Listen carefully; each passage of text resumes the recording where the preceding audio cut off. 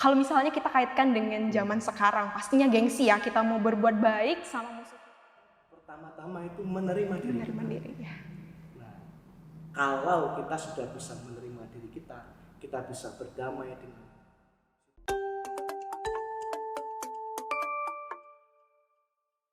Halo semuanya, selamat datang di serial Serba Serbi BKSN bersama saya Dia yang akan menjadi moderator, dan di samping saya sudah ada Frater Hanes yang akan menjadi narasumber. Halo Frater, apa kabar? Luar biasa, hore, haleluya. Oke, haleluya. Nah, semangat kita ya. Betul banget terkhusus ya Frater, di kegiatan kita kali ini, podcast kita Bincang-Bincang ini kita akan membahas tentang tema BKSN tahun 2023, yaitu Allah Sumber Kasih dan Keselamatan. Terutama perdana podcast kita ya. Terutama membahas juga menyambut BKSN, kita akan membahas tentang subtema pertemuan pertamanya, yaitu kasih Allah menggerakkan evangelisasi diri. Kasih Allah menggerakkan evangelisasi diri. Iya, betul. Menarik, ya.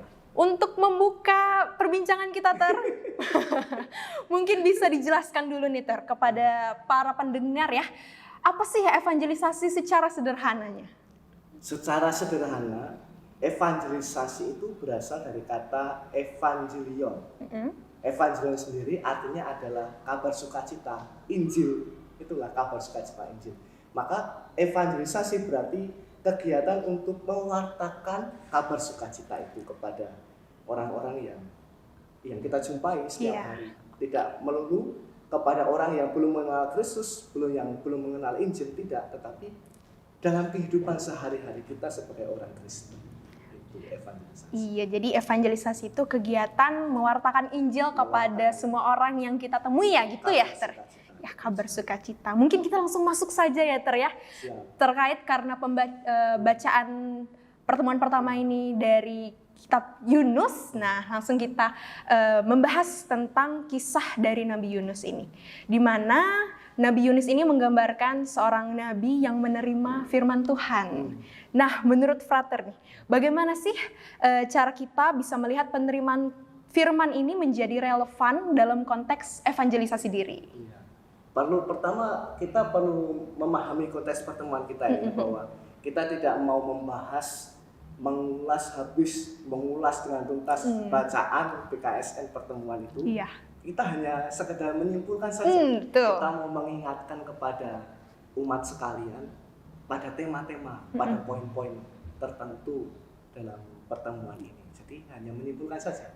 Nah, Nabi Yunus ini menjadi nabi yang sangat familiar untuk kita, dan kalau boleh sharing sedikit, nabi favorit bagi saya, karena nabi ini seperti diri saya ya. Gimana tuh yang sering kali kalau diperintah sama Tuhan dapat tugas, taunya menolak, mengeluh. Nah itu seperti saya, Nabi Yunus itu yang nggak mau dengan cepat siap laksanakan, enggak, tapi ada penolakan, ada rasa kecewa yang ada dalam diri Nabi Yunus itu. Apa tadi Mbak pertanyaannya, Mbak? Pertanyaannya itu bagaimana Frater melihat penerimaan firman dari Nabi Yunus ini menjadi relevan dengan konteks evangelisasi diri? Ya, pertama ketika kita mau melakukan evangelisasi, hal pertama yang harus kita buat, harus kita mengerti adalah mengerti isi pesannya itu sendiri. Nah, Nabi Yunus kan mendapatkan pesan dari Tuhan untuk mewartakan pertobatan kepada orang Niniwe. Hanya saja Nabi Yunus menolak, ya kan? Menolak dan dia melarikan diri. Apa sebabnya? Nah, nanti kita lihat pada pertemuan kedua. Pada pertemuan kali ini, kita pertama harus melihat pesannya apa sih yang mau disampaikan kepada Tuhan, dan Nabi Yunus ini mengajarkan kepada kita bahwa kemanapun kita pergi, kita nggak bisa lari dari Allah, dari kasih Allah. Yunus melarikan diri ke laut, padahal laut itu buatannya Tuhan. Kan Yunus juga mengungkapkan itu ya, di dalam percakapannya dengan para awak kapal itu, bahwa dia mempunyai Tuhan pencipta langit yang menjadikan lautan dan daratan. Maka dia nggak bisa lari, sama seperti kita juga nggak bisa lari dari perintah Tuhan sebenarnya. Maka ada saat dimana kita itu harus, kalau bahasa kita mungkin ya berpasrah Tuh. dengan situasi diri, dengan realitas keadaan kita, dengan situasi yang menuntut kita harus mendesak kita untuk melayani atau mewartakan. Oke, seperti yang sudah Frater bilang di awal tadi ya, kalau misalnya memang Nabi Yunus ini dikasih tugas sama Tuhan untuk menyerukan pertobatan kepada orang-orang Niniwe. Dimana kita tahu ya Frater bahwa orang-orang Niniwe ini merupakan musuh bagi bangsanya Nabi Yunus kan. Nah, itu karena Nabi Yunus gak mau kan, musuhnya sendiri kok. Iya, lalu Nabi Yunus juga sempat melarikan diri kan, karena Nabi Yunus menerima perbedaan pandangan dan juga perilaku dari bangsa Niniwe. Nah, menurut Frater nih bagaimana kita dapat menerapkan pesan ini ke dalam kehidupan kita sehari-hari? Ya, nggak mungkin ya, kita pasti spontan ketika mendengar untuk mewartakan kebaikan, berbuat baik kepada orang yang sudah menyakiti kita. Pasti spontan ya, nggak mau lah ya. Iya, gengsi. Ya pengennya kita celaka. Ya nggak? Iya. Ketika ada orang yang memusuhi kita dan harus berdoa untuk dia. Enggak. Nah, bagaimana kita bisa menerapkan ini dalam kehidupan kita sehari-hari? Ya. Kita harus sadar bahwa kasih Allah itu untuk semua orang. Nah, kadang kala itu kita lupa. Susah lupa, atau ya susahlah kita mengerti jalannya Tuhan. Kadang kita nggak paham apa yang dikehendaki Tuhan. Persis itulah yang terjadi dalam diri Yunus yang inginnya orang Niniwe musuhnya itu celaka, tapi malah disuruh Tuhan untuk mengatakan pertobatan supaya Niniwe bertobat dan akhirnya tidak dihancurkan oleh Allah. Kita sebagai orang Kristiani juga sama. Kita harus sadar bahwa jalan kita kadang bukan jalan Tuhan. Wah, dalam banget ya. Kadang bukan kehendak Tuhan. Maka kita harus sadar bahwa Tuhan pun menginginkan yang baik dalam diri setiap orang. Bahkan kepada dalam diri seorang pendosa yang sangat berat pun Tuhan menghendaki pertobatan. Satu orang bertobat, ada sukacita yang lebih besar dalam kerajaan surga. Oke.